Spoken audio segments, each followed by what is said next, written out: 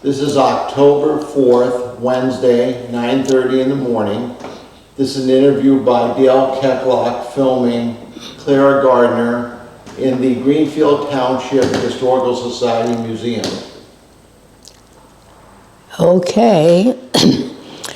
When I first moved back in 1991, I had to get reacquainted and with different people, having lived away for 40 years. So Frank Gardner, our first vice chairman of this society, was a cousin of my husband, so I knew him, but he talked about forming a historical society. Then I got acquainted with Joe Subodnik, who was chairman of the supervisors at that time. So they talked about Ruth Peck giving Joe the deed to the land where the Carpenter School number 6 sat.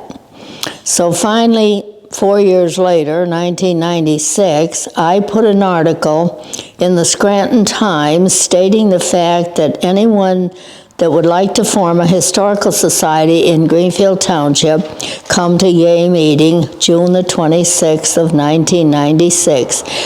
And lo and behold, it met with a lot of people. We have more charter members than we did members. And that's where it bounced off. And then within a year, we had earned enough money to move Carpenter School, number 6, from the Worth Corner, where it sat for 100 years, to the Greenfield Township Fire Department land, on the land where okay. And so that was done successfully on June the 25th, 1997. And it took us 7 hours, 11 hours actually, just about. And we ended up, it started at 11 in the morning until 7 at night, and we sat. It finally arrived at its position where it is now sitting. So let's see, now what else? Well, the museum building was started in 2007. Yeah. So then, of course, we had so many people responded to this society that was going to form. So we then started sending out letters to everyone that ever graduated from the Greenfield Township High School. That's how we got all our members.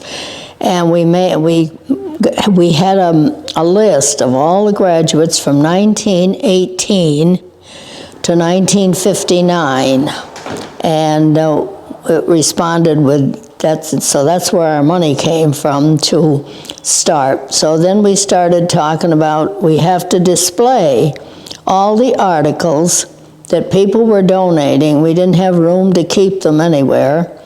So we started plans to make the museum in 2006, was it? 7. Is that when the ground was broke? Yes. I think so. And it just went from there, and people just kept donating things and giving things so that we could. But it was finally completed in 2016 when it was our 200th anniversary of the Greenfield Township. We started in 1816, and we were 200 years old, so we had a regular grand opening with a gala affair, and then the museum started, all the things being displayed and pictures on our walls, and just a glorious thing to me, because I started when I was, what are we, 23 years? Yeah. And I said, I kept after the chairman because it wasn't moving fast enough. I said, I want to see this thing done before I die. And he kept laughing about that, and it finally was when I was 90. So just about 90, 2016, yeah. So what else? Clara, you mentioned you had the list of Greenfield Township High School graduates from 1918 1959. Was that the years that it started and it ended? Yes, because, no, the school went on till 1976 when Okay. that kid burned it down. But it became only an elementary school then. Okay. And because there were so many families moving into the area that the school wasn't big enough. So then To hold. Lakeland came along then. Lakeland came along then, and so there's a lot of our members that are now graduates of the jointure, they called it. Okay. So Did it start in 1918? Okay, it started then. that's when the first class, the school that was built, there were 9 one-room schoolhouses in the township. And there was one standing left. Carpenter School number 6 was left. So that's when we formed the society and moved the school.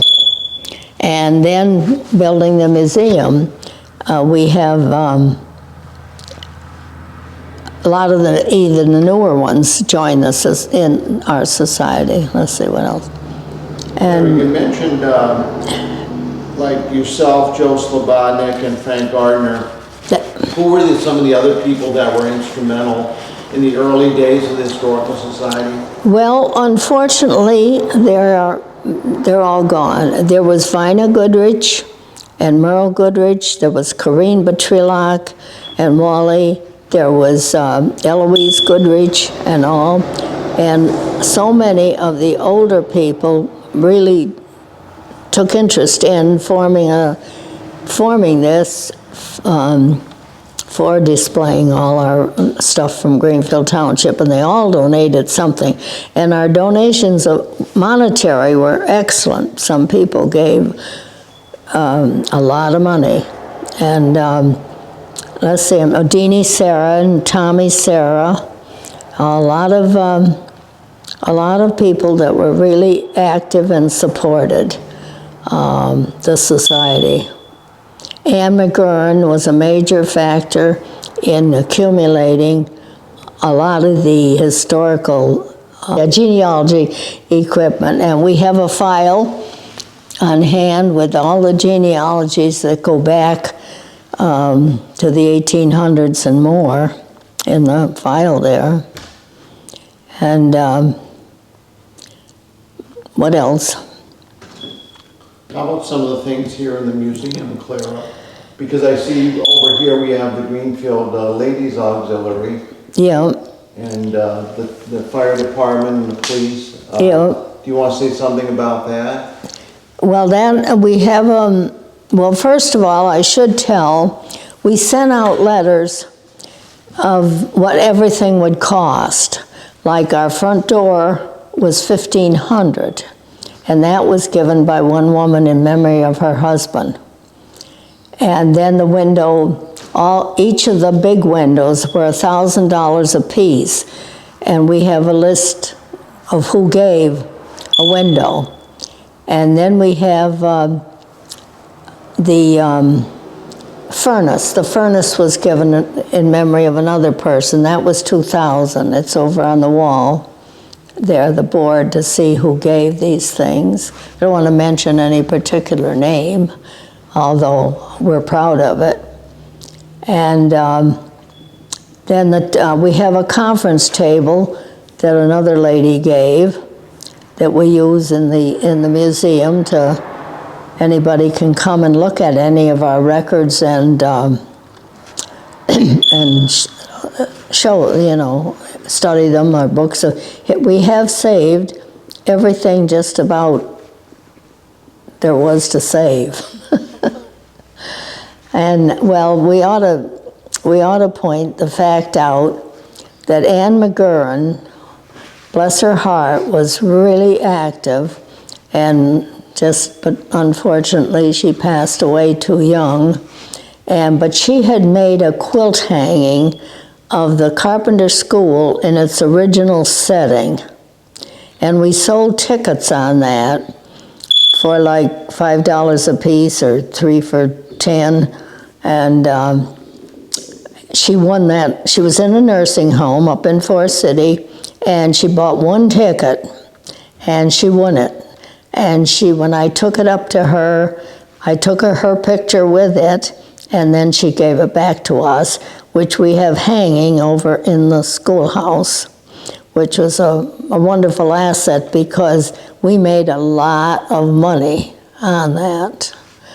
And then different people donated things that we could send, that we could chance off.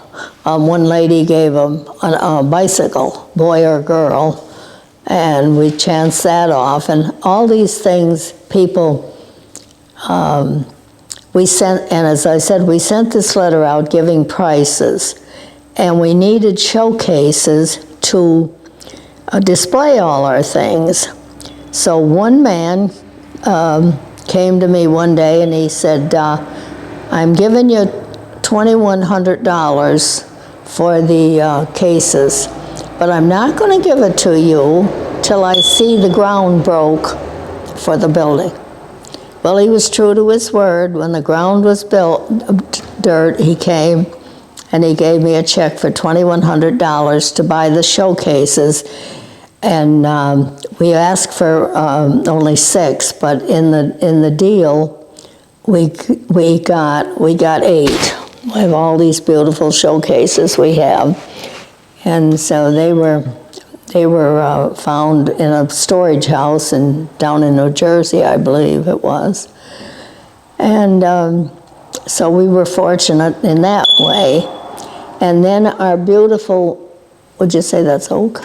Our beautiful showcase as you come in the door of the museum was donated by Danny White of Jonell's, and he delivered it to us here, and he told us it came from the St. Tikhon's Monastery in South Canaan. So we're very proud of that. And trying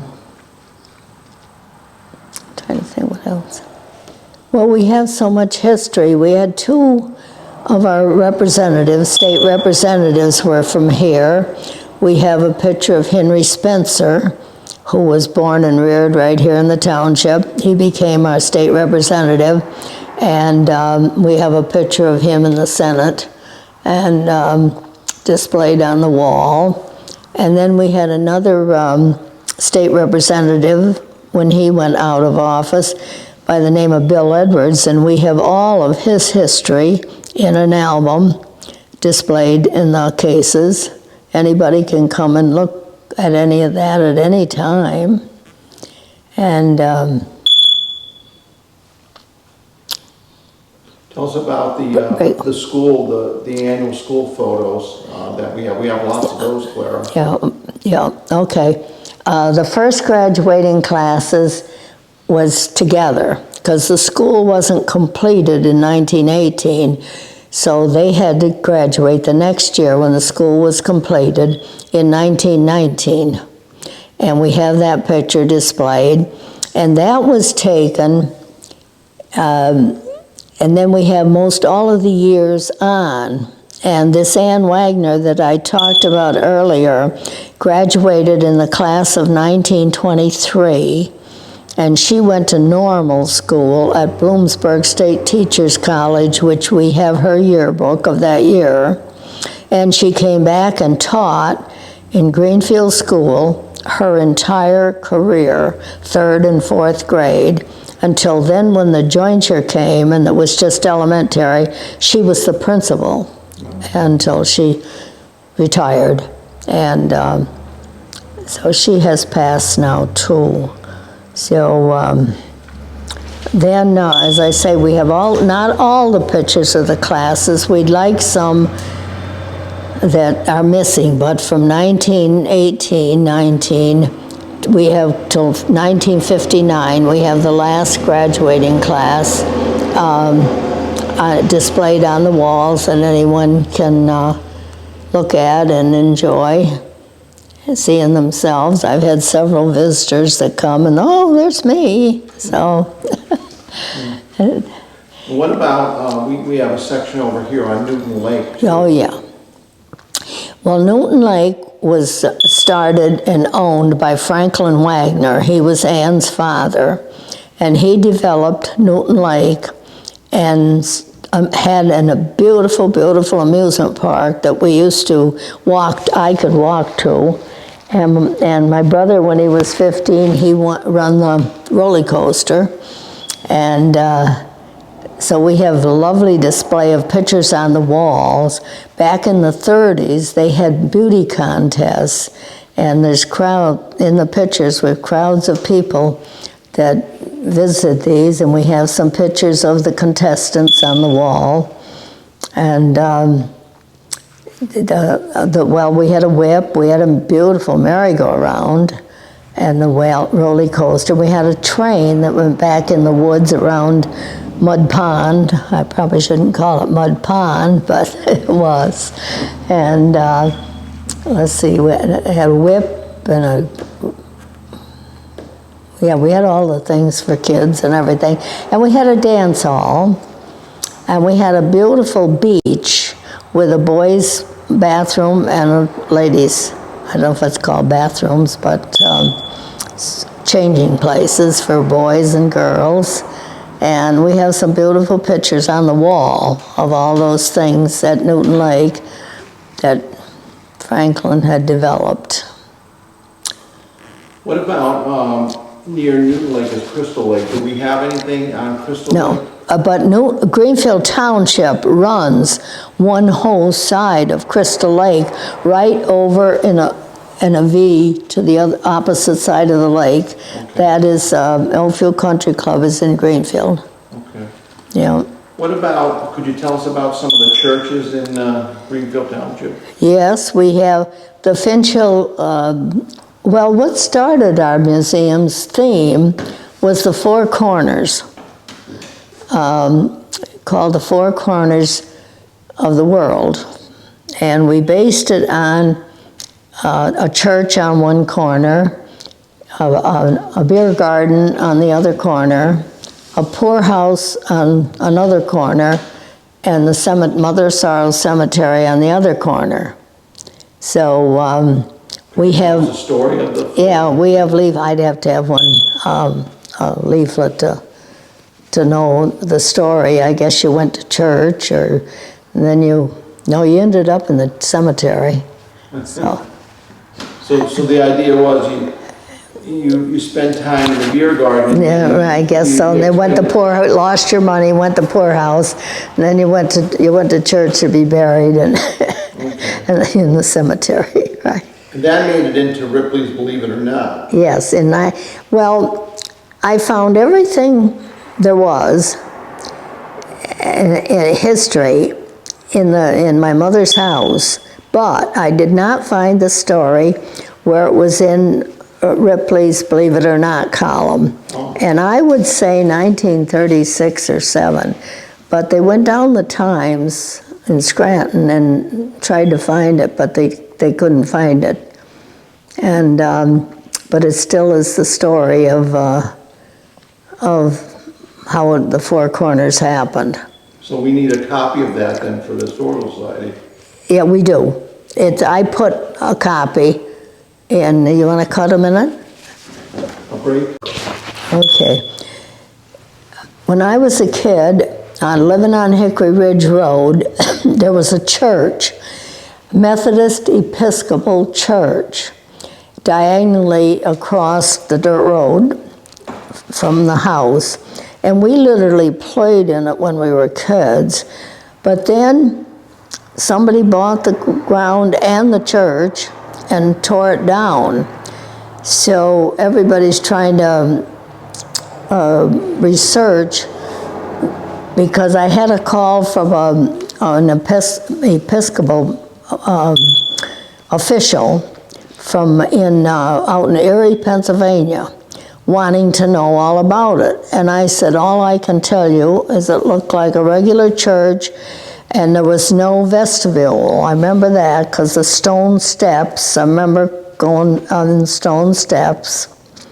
And I remember even the minister was there. And then they had revival services one time by a minister called Luke Agnew, and there was no water in the church, so they used to get water out of my mother and father's well on our property to do things.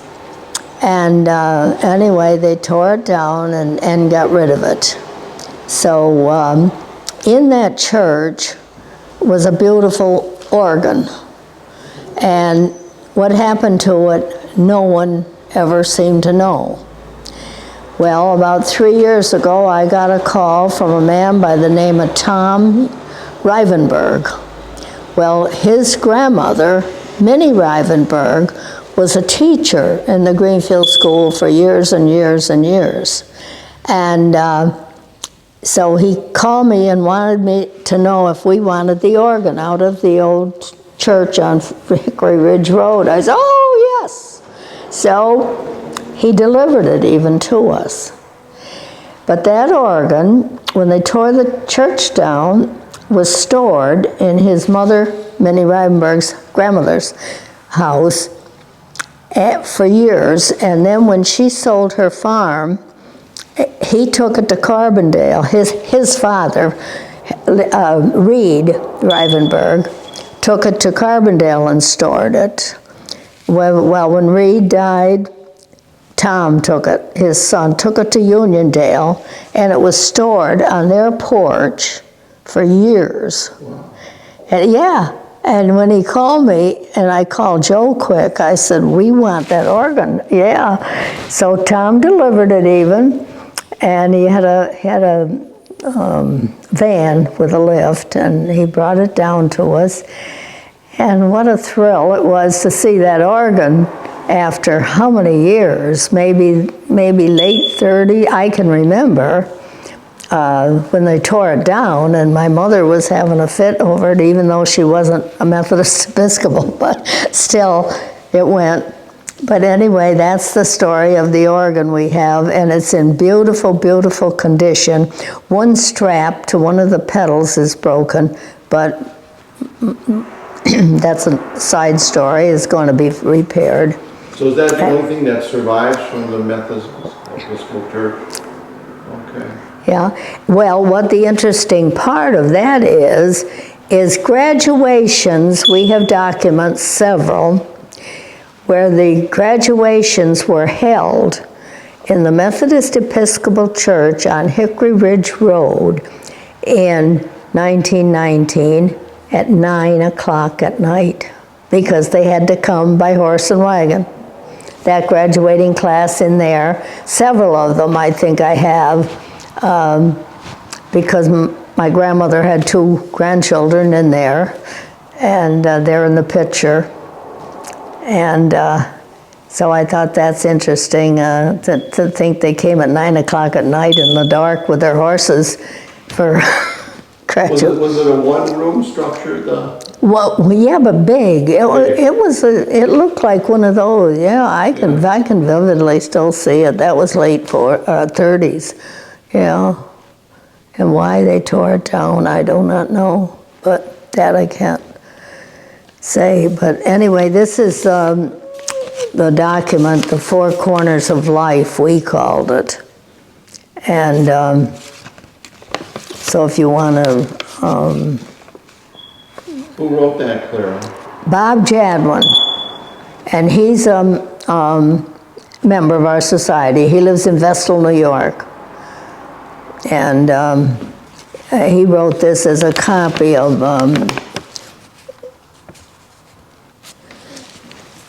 so. Is he the authority on that? We don't have any other information? No, and I call Bob. I call Bob in Vestal because his name is in the records with a phone number. And he said, oh no, go ahead and print it. And he said he doesn't really remember, researching it and doing it, okay, except from hearsay from people. Okay.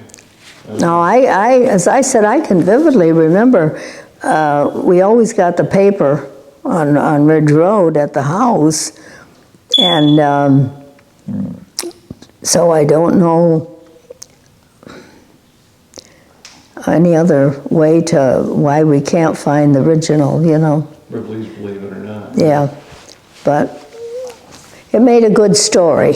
Yeah, yeah. Right? Yeah. What about the voting machine, Clara? How did that come to us? Well, just was stored here because they probably stored it all the time because we always use that, you know. And that would be right down the fire hall. Yeah, that was evidently stored here all, and they probably wanted to get rid of it, that's why they brought it up. But I think some districts are doing that today. I think some places vote on those yet today. Oh, really? Yeah, I think so. Okay. My own opinion, because I think I've had a couple older people, like older, as I said. So, Because I see that one was last used in November 2005 election. was it? Yeah. Yeah, we use, well, then it was definitely stored. Here's where it came from, yeah. Yeah. And, Tell us a little bit about the, we have a exhibit of barns. Could you tell us a little bit about agriculture in the community? well, you know, we've talked about that it was mostly all farmers. The whole area was all farmers. Even the Booth farm down here was a working farm. And we weren't. My father was a D&H railroader, but we did have 3 acres of land, and we grew everything. And we had a couple of cows, and we had pigs, we had chickens, and we grew all our vegetables, canned everything, or with no freezers then. I'm talking back 30s and 40s. We didn't get electricity on Hickory Ridge till 1936. Of course, the school had to have electricity, but it was people that could afford to have their house wired for electricity. Well, we were 1936, and had the house, and I vividly can remember, because let's see, in 1936, I was 9 years old, and we got electricity, and it was a delight not to have to carry that. How my mother ever trusted us kids to carry a kerosene lamp up the stairs to go to bed, you know, under the house didn't burn down years ago. But yeah, it was interesting to have lights, and we only had like one in the kitchen, pull chain, and one in the dining room, pull chain. And one upstairs at the head of the hall until you could afford. So when I moved back in 1991, that's the first thing I did. I had the house rewired because nothing had ever been done. Wow. Yeah, true. So it was, I used to worry about my mother with one outlet, with a sleeping, a radio, a heating pad, and I know. Wow. What about, when you mentioned the farmers here, where did they sell their produce? Did they sell it to Carbondale, or Yep, they peddled. What you call peddling, yes. My husband's grandparents lived across this road from where I live now, and he peddled every Friday or Saturday. His car would be loaded in a little truck kind of thing, I don't know what it was, and he peddled stuff to Carbondale. And then the milk was picked up in, and of course there was no ice then, no electric things, and the milk was picked up in milk cans. All these farmers, the Gardner family, my husband's family, they had a big farm. They peddled or sent milk, and now where the milk, what dairy it went to, I can't tell you that. But they would have to take it to the dairy themselves. Exactly, in milk cans, and of course it wasn't, you know, just as it come out of the cow into the milk can, you know. So you often think about that.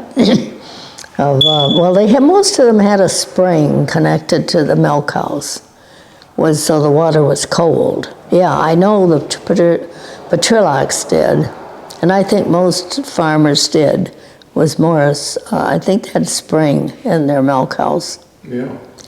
And I think now one of the changes is that the milk trucks come to the farmers. Yeah. So then they come to their farm, and then the farmers get their check from the... Yeah, and whoever they sell whoever they sell their milk to. Yeah. You want me out of the way there, Dale? Okay, now we're at the 1850s plus Carpenter School, moved 7 miles to the grounds of the Greenfield Fire Department, and meeting with Dale and Chester, and on October the 4th, 23. So that's it. And these are cups where they used to hang on the nails here. They're original drinking cups. And we have an original bench that we found in an antique show someplace. Yeah. Now this was not in style. I don't know who brought this to us. Yeah, that's more modern. Yeah, that was not in this school. Now we have, I'll tell you, when the day we moved the school, I got a telephone call that night from a church in Lansdale, Pennsylvania, saying they'd seen it on television, and I had been interviewed and said, we need everything. So we got a call that night, I did, for desks. And they had a one-room schoolhouse on their property, this church, and they stored them. They want to get rid of them.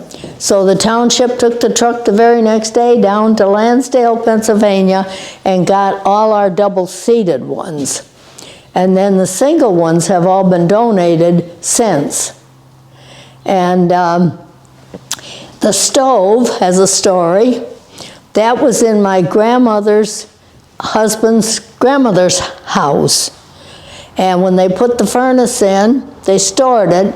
So we moved it up to Deposit, New York, where we lived. And my husband had it in the garage put up. And then when he passed away, I disassembled it and had it in the corner. So when we formed this schoolhouse, it had been stored again. And so we brought it here and put it up. And it's okay, but why it is rusting, I don't know. When it didn't rust for years. It might be damp in here in the winter. And because, that's the nice thing about the museum building. It has heat, and there's no heat in here. Yeah. I did put up this plastic on the windows to kind of keep some of the, the insulation if I put the plastic. Yeah. And now the clock is dated 1840, and behind you on the wall there, Gary Marshall is a glass or a clock expert, so he went to a glass show. Frank Gardner went with him, our vice chair at the time, and they bought this, and then Gary Marshall refurbished it and got it going, and it does work. The key is in case you ever want to start it, the key is in the bottom there, in that little tray in the glass door. Okay. It works. We would start it when we had things. Okay. Yeah, and then the show and tell is an interesting story too, because we have a picture of one over in the Greenfield School. Well, of course, it burnt with the school. So Frank Gardner saw this in an antique magazine down somewhere, and went and got it. I think it was about $100 is all, but the original things are in there. Rice, corn, tobacco, and that's what they did on show and tell on Fridays. This is beverage. Okay, there's coconut and different things in there, and it's the original. And I don't have heard anything. Now this says cotton, and there is still cotton left in there. And we have all this is what they would display, the different things they would display. I would get one they couldn't see. Oh, that's a cocoa tree and fruit in the Trinidad. Wow. That's what they did on every Friday in these places. Let's see, here's a better one maybe. Now this one is shearing sheep. Yeah. So, and we have all of these, they're good. Now the story of the globe. Frank and I and my sister went to an auction over to South Canaan. And this man, it was a farm, they never threw anything away. Now this globe is dated somewhere, if your eyesight's good enough to see it, about 1840, I think. Oh. And so Frank said to me, how much can we go? And my sister said $100. And she's a member, she was a member too. So we got another man, he went 105. So Frank said, what do you think? And Dolly said, go see if he won't, my sister said, go see if he won't sell it. So Frank went over to him, and he said, okay, you can have it. So Frank got it for $100. The guy didn't take the $5. Oh. So anyway, from telling this story to everybody, because Frank had the money to pay for it, I didn't have the checkbook with me or nothing. So by telling this story to people, I made about $200 on this. Everybody wanted to donate. I have a list. I have a list in the records. I kept a list of everything. And yeah, everybody wanted to give $10. One woman gave $20. Alice Miller was still alive then, and she she wanted to give money for it too. So what do you think this is, Chester? This came off something. I better come out of here. Wood? See if there's... It looks like little wooden dolls. Here's wood. Together. No? There's 6 of them. They're in a stack. Yeah. Yeah, so that might have been in the show as hell. Yeah. This is medicine, evidently. Look at this one.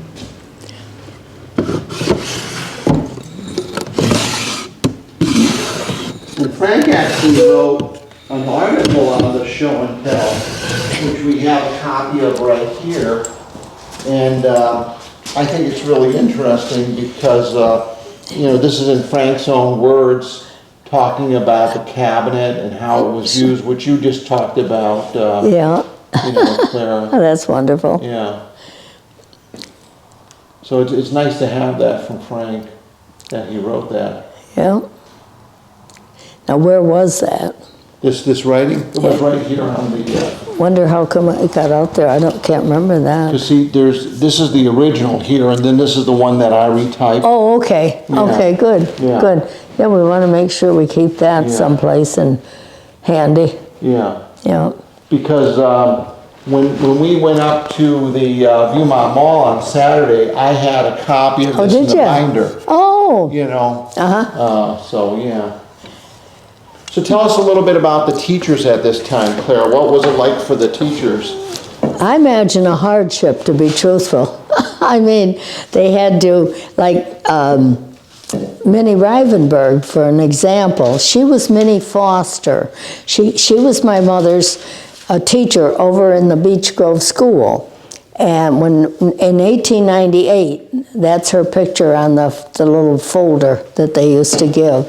And they had a big farm down, well, a little dirt road down to their farm there, and where that organ came from, where it was stored in her house.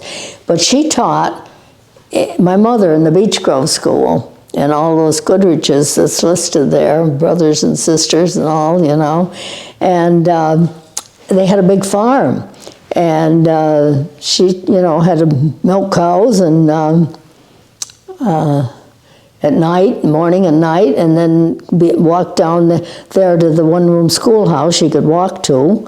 It was quite a little walk from her farm down the road and to the dirt, it was on a dirt road, Beech Grove School. So I imagine it was a hardship. They had to get the water in the morning, for the bucket, and start the fire in the wintertime. They had to do that.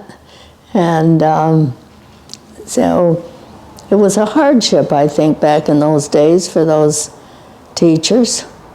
Tell us a little bit about the students in the classroom, because you had multi-ages here. That's You had right. the little ones and you had the older ones, right? To 8th grade. Okay. To 8th grade they went. Now my mother, in 1898, my mother was first grade. They didn't have kindergarten then. And Mother was in first grade in 1898. And interesting. Now, And she never said too much. Did the older ones, did they provide any assistance to the younger ones, or how did that work? I imagine so. I don't know. The Greenfield School was built when I started school in 1933. That was a long time. So, but we acquired a hickory stick, original, pointer, for the teacher, and then this is the blackboard, but it's wood. So it's painted wood that's black. It's painted black. Not slate. Like over here, we actually have a slate. Yeah, that's we have from the number original. 7 school. Yeah, This is from the McCann farm, donated by James Corey, yeah. in memory of Florence McCann. She taught school in Greenfield for years. She was Wells. No. No, she was McCann, that's right. Yeah, that's his grandmother. James Corey's grandmother, that would James be. Corey's grandmother. Yep. Yeah, I remember when he brought this. He Yeah. brought this to us, I think, on one of the Greenfield days that we had. Yeah, and it was out of the school, Number 7. number 7, yeah. Now, where was that located, the number 7 school? On the corner of Bell Mountain corner and Hickory Ridge Road. Oh, okay. The first intersection, not the dead end over on Creamery Road. Right in that field. And it was always Joe's desire to put plaques where all these schools stood. Okay. And we never acquired that. We never got to do that. So, but we have this one, Lincoln without his beard. Oh, portrait of Lincoln. Yeah, portrait of Lincoln without his beard. Like a young Lincoln. Yeah, that is a young one, yeah. Wow. Yeah, And then we actually have 2 portraits of George Washington. yeah. One on the side and one in the back there. That one's, water stain, that one back there. Okay. Pretty bad, yeah. Now, did Carol Moreau give us the bookshelf? Carol that's back Moreau donated the bookcase, library, I guess we'd call it.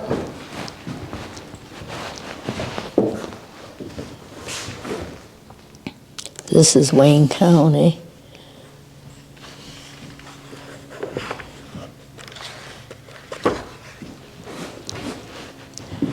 We'd like to get rid of those, but probably there's somebody that knows about typewriters that would like to have them, but we can't seem to get rid of them. I haven't tried too hard, actually. So they wouldn't really be appropriate for the, No, for the school they're- here. that's right. That's why. Wait a minute. That looks like an old map there. It is. Oh, it looks like a map of Pennsylvania. Pennsylvania. Oh, Yeah. yeah. Well, that's fragile. I wonder. Yeah. I wonder who gave that. It looks like It it's wasn't. like a canvas with like a varnish Yeah. finish on the cover of it. Yeah. Yeah.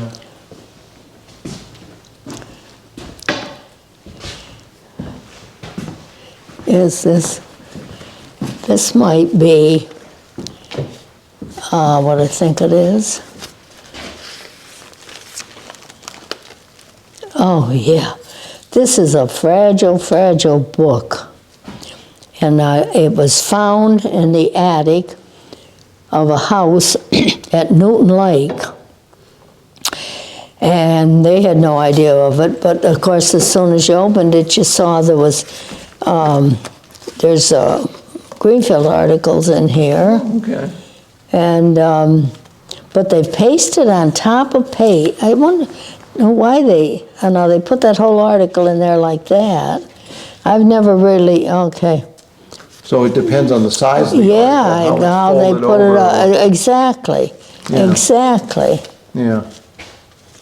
It is, oh, don't have my glasses on, I can't see a date. Oh, right here, 1931. Okay, like during That- the Depression. Consider using branch roadbed and highway plan.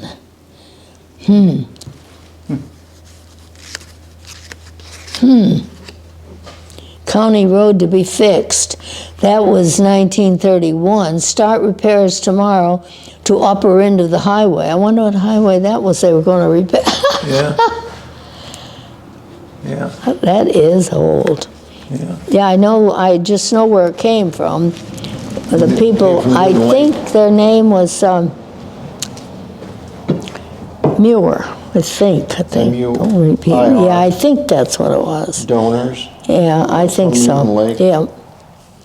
Yeah, I think that was it. I don't know what this one is.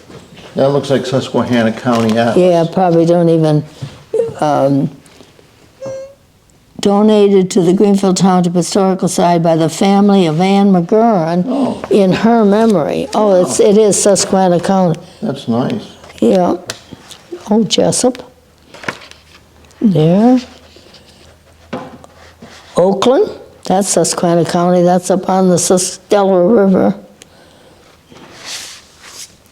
Great Bend. Yeah, quite a. Huh.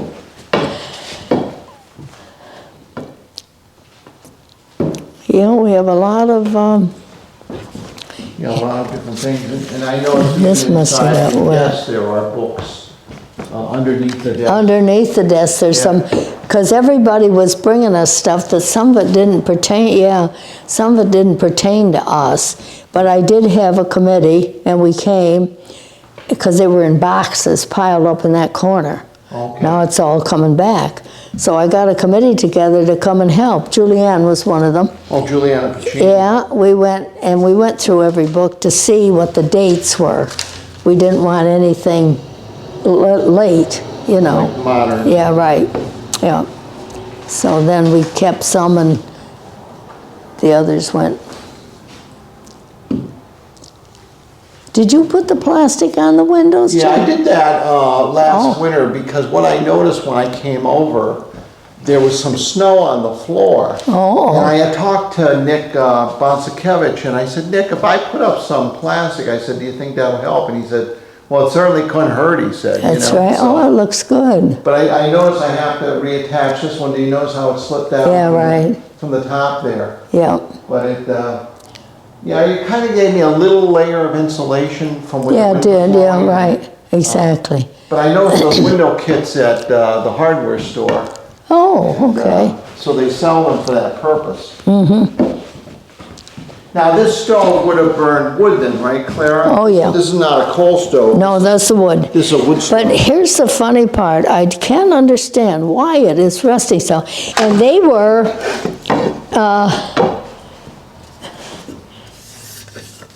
Oh, those are the slates that? yeah, but there's one that's got its name on, Lou White. Blue white? Lou White, he was his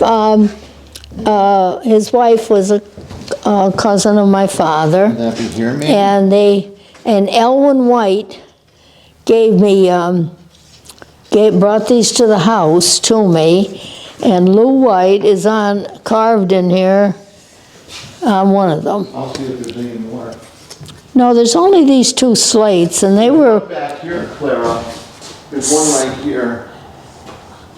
oh, maybe there were three. I only thought there were the two.